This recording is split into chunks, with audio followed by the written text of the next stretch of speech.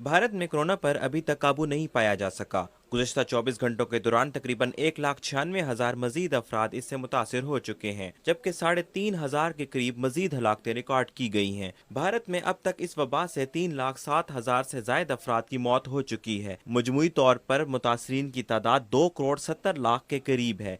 ताहम बाज़ आज़ाद ज़राए के मुताबिक भारत में अमवात और मुतासरीन की तादाद हुकूमती डाटा से कहीं ज़्यादा हो सकती है। गुज़श्ता कुछ दिनों से भारत में कोरोना वायरस से जंग में कामयाब हो जाने वाले अफराद को ब्लैक फंगस नामी बीमारी बुरी तरह लाहक हो रही थी। अब भारत में ब्लैक फंगस के साथ साथ व्हाइट फंगस नामी बीमारी भी लोगों में बड़ी तादाद में फैल रही है, जिसकी वजह से खौफ बढ़ रहा है। तिब्बी माहिरीन के मुताबिक व्हाइट फंगस ब्लैक फंगस से भी ज्यादा खतरनाक है। ये न सिर्फ फेफड़ों बल्कि नाखून, जिल्द, किडनी और जिनसी अज़ा को भी बुरी तरह मुतासर कर सकती है। व्हाइट फंगस के मरीजों में भी कोरोना जैसी ही इलामात पाई जाती हैं, ताहम कोरोना की रिपोर्ट नेगेटिव आती है। इसकी तशखीस सिटी स्कैन और एक्सरे की मदद से हो पाती है। भारत में कोरोना से बड़े पैमाने में हलाकतों के बावजूद मोदी हुकूमत की बेहिसी, बेबसी और नाअहली पर आलमी सतह पर तशवीश बढ़ गई है। अक़वाम मुत्तहिदा के सेक्रेटरी जनरल एंटोनियो गुतेरेस ने कहा है कि हम आलमी वबा के खिलाफ हालत जंग में हैं। कोरोना खत्म होने में भी वक्त लगेगा, लिहाजा भारत समेत वो तमाम ममालिक जहां सूरत हाल तशवीशनाक है, इन्हें जंगी बुनियादों पर इक़दामात करना होंगे। अमरीका में इस वबा से मुतासरीन की मजमूई तादाद 3,39,00,000 से जायद है